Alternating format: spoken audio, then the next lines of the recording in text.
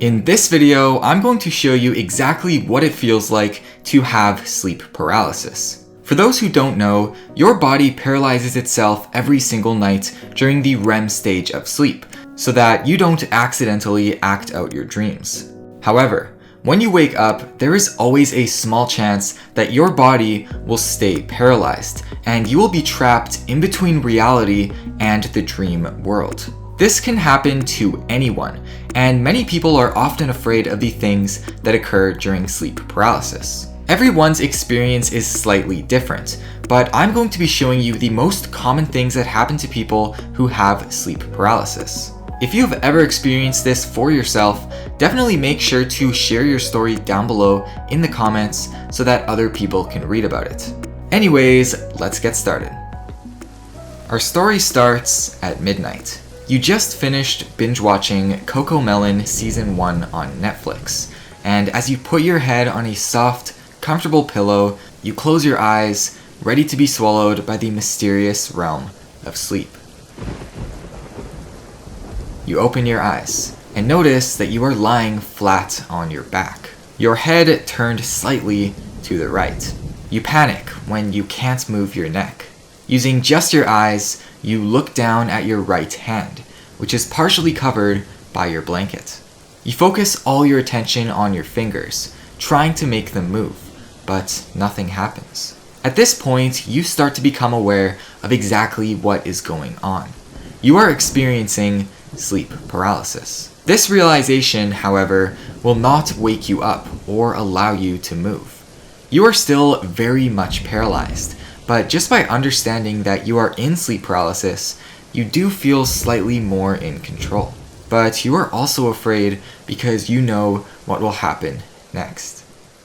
After what feels like hours, your ears pick up a distant noise. It sounds like people are having a conversation just outside your room. You stop to wonder, who would be talking so early in the morning? When suddenly, the voices go away and you're left in complete silence. You feel a small pressure, as if someone has placed a weight on your chest. You panic as it gets heavier and heavier, until it starts to become difficult to breathe. You try to scream, but no words come out. Unable to move your eyes, you have no option but to stare upward into the darkness, feeling completely defenseless. Even though you can't see anyone else, for some reason, it feels like you have company. You hear footsteps down the hallway, getting louder and louder with each step. You continue to feel trapped, as if some hidden force is refusing to let you go. Your door creaks open, and a shadowy figure appears in the corner of your eye. You close them frantically, and wait a few seconds before taking another look. It's now standing right over your bed. You squeeze your eyes shut once again, breathing heavily and trying to take your mind off of what is happening. Suddenly, you remember something that you learned from a YouTube video about how to turn sleep paralysis into a lucid dream. Okay, so really quickly, if you haven't seen this video, first of all, go and watch it. It's really useful to know, especially if you find yourself in this situation. In the rest of this story, I'm going to explain kind of what you are supposed to do, but you should still watch the video afterwards because I go into a lot more depth. Anyways, let's get back to the story. With your eyes still closed, you try to relax, taking deep, even breaths and ignoring the things around you. Next, you focus all your attention on visualizing a calm, sandy beach, with the sun starting to set. Sounds of the waves washing up on the shore, the coarse grains of sand beneath your feet, a gentle wind brushing across your face, cooling you down. You try to imagine as many details as you can, losing yourself in this new dream world. After a minute or two, you look around and suddenly realize that you are no longer in your bedroom, but rather you are now standing on that beach in a fully blown lucid dream. One where you are in control of everything because you are at the highest possible level of consciousness.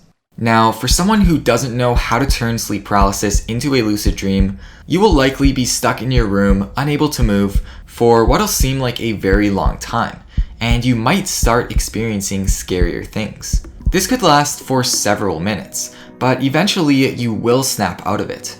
However, if you're able to use these steps and enter a lucid dream, well, like I said, you will now be in one of the most vivid dreams possible, since you entered it straight from the waking world without losing consciousness.